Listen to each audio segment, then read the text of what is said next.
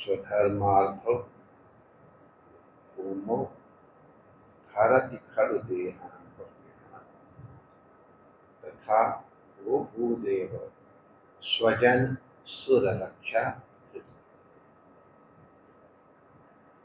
भगवान के अवतार लेने का एकमात्र प्रयोजन भक्तों का उद्धार है। उद्धार की प्रक्रिया क्या होगी, ये जीव के संस्कार के ऊपर है। भगवान की प्रत्येक क्रिया मंगलमयी है। पराम्बा भगवती की स्तुति करते हुए देवताओं ने कहा, इन असुरों के ऊपर भी आपने वस्तुतः कृपा ही की है जो इनका कल्याण।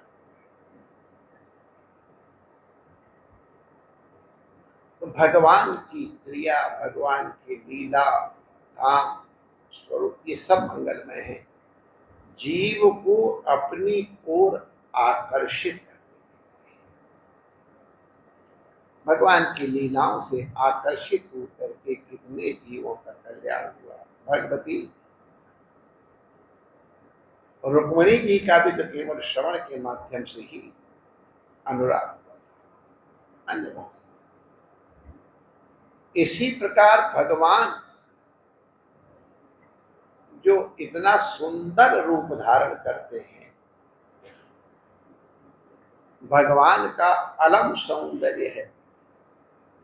तो भगवान अलम सौंदर्य भी इसलिए धारण करते हैं कि जो रूपासक्त जीव हैं वो भी उनकी ओर आकर्षित हो, रूपाकर्षण के कारण। हमने सब तो सुना है कि रसखान तो रूपासक्त होके ही आए। दक्षिण भारत में त्रिचनापल्ली में उसके निकट एक गांव में एक पहलवान रहते थे। उनका नाम था धनुर्दास। बड़े प्रसिद्ध नामी पहलवान थे और उन्होंने एक वेश्या को अपने घर में बैठा रखा, उसके रूप से आसक्त हो गए।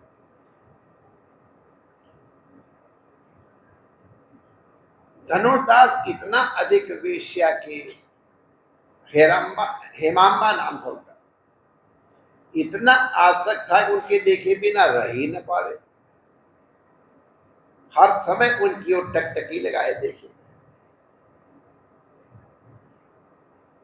मार्ग में चलते हुए भी उल्टा चलते थे कि अगर बराबर में चलेंगे तो उनका रूप कहाँ दिखाई पड़े, तो उल्टा चलता था। और हमारी प्रिया को धूप न लगे इसलिए छाता भी लगाते। अब उल्टा चलना, छाता लगा करके बाजार इत्यादि में, अब जो रूपासक्त है उसी के द्वारा संभव है, सामान्य व्यक्ति तो नहीं चल पाएगा, उसे ध्यान ही नहीं इतना अधिक रूपासक्त। लोग क्या कह रहे सुनने का कोई ध्यान ही नहीं। ध्यान तो तब जाए जब हेमांबा से ध्यान हटे। हेमांबा ने एक प्रार्थना की धनुर्दास से कि श्रीरंगम में उत्सव हो रहा है, वासंती उत्सव हो रहा है, हमें ले चलोगे? जहां तुम्हारी इच्छा हो। तो अनुगत था। तो भगवान आचार्य जी भी उस समय वहीं श्रीरंगम में विराज रहे थे। और जब उन्होंने इस रूपासक्त पहलवान को देखा, जिज्ञासा की,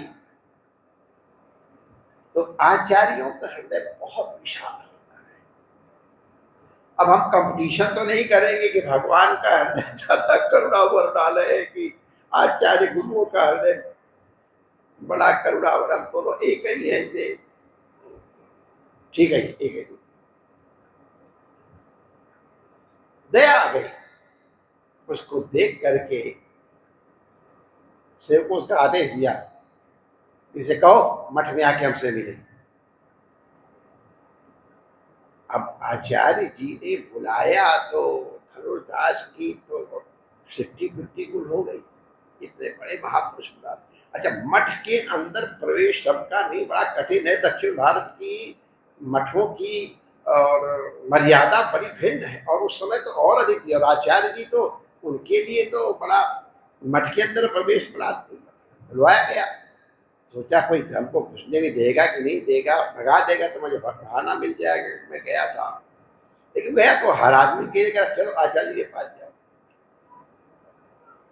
आचार्य ने पूछा तुम ये आचरण करते हो, उसका तात्पर्य क्या है? उन्होंने कहा महाराज आपने बुलाया है तो मैं आपसे छिपाऊंगा नहीं, मेरी हेमांबा के प्रति रूपा शक्ति है, कामा शक्ति नहीं है। मैं काम रूप से उससे नहीं आकर्षित, उसके रूप के छटा से मैं आकर के बिना देखे रहा ही नहीं जाता। तो भगवान ने कहा ठीक है, आज संध्या आरती के समय तुम हमारे पास आना आरती में। आचार्य के पास एक निम्न जाति का पहलवान आरती में जाए, सब लोग सन्नाटे देखे, लेकिन अब आचार्य जी को कौन पूछ सकता, सब बुलाया और भगवान से कहा प्रभु इस रूपासक्त को अपनी रूप छटा से आकर्षित कर। अब आचार्य की बात भगवान न माने कैसे? पता नहीं, एक बार हम वहां गए थे यात्रा में, तो हम एक जगह बैठे थे, वहां पर पत्थर का फर्श था। अब ये इसको आप प्रमाण कृपया मत मानिएगा, लेकिन हमको लगा था यहाँ आचार्य जी खड़े थे और यहाँ वो धनुर्दास खड़ा था। मुझे दृढ़ निश्चय है ये वहां, ये प्रमाण नहीं है, मैं फिर पुनः आपसे कह दूं, मेरी भावना मात्र है, लेकिन मुझे कहा यही एक ऐसा एंगल है जहां से धनुर्दास के ऊपर आचार्य श्री का और प्रभु का अनुग्रह हुआ। उनके रूप को देख करके धनुर्दास इस प्रकार से आकर्षित हो गया, हेमा के रूप नहीं गया। रूपा शक्ति के कारण ही धनुर्दास को भगवान के साथ अत्यंत आग्रहपूर्ण प्रेम। आचार्य से कहा इसको त्यागना नहीं, उसको स्वीकार किया, करने के लिए घर में रखो, रहो, सेवा करो। अब वो इतना अधिक बल हो गया, इतना पवित्र हो गया, हम लोगों ने सुना है, लेकिन ये प्रमाण आपको दे रहा हूं कि जिसका भगवान से आकर्षण हो गया उसमें समस्त गुण अपने आप अधिष्ठित हो जाते। निम्न जाति का बिना पढ़ा लिखा आचार्य श्री ने उसके ऊपर अनुग्रह की, रामानुज संप्रदाय के सिद्धांत पढ़ाए। इतना अधिक धनुर्दास के पर प्रेम था आचार्य श्री का, जब कावेरी स्नान करने जाते वृद्धावस्था तो किसी ब्राह्मण के कंधे पे हाथ रख के आते थे, और जब लौट के आते थे तो धनुर्दास के कंधे पे हाथ।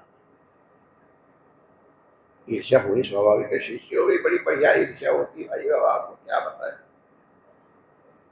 एक हिम्मत करे पूछ लिया, महाराज आप जाते समय उनके हाथ रख लो तो बात चलेगा, आते समय उसके ऊपर हाथ रख करके आते हो? आचार्य ने कहा बताइए। और महापुरुषों की लीला तो विचित्र होती है।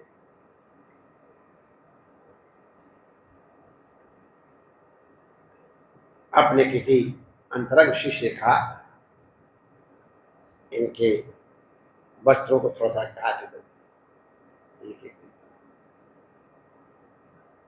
दूसरे लोगों ने अपना कटवल उठाया, देखा छोटा, बोलने लगे किसने काटा, किसने काटा, तुमने काटा। वही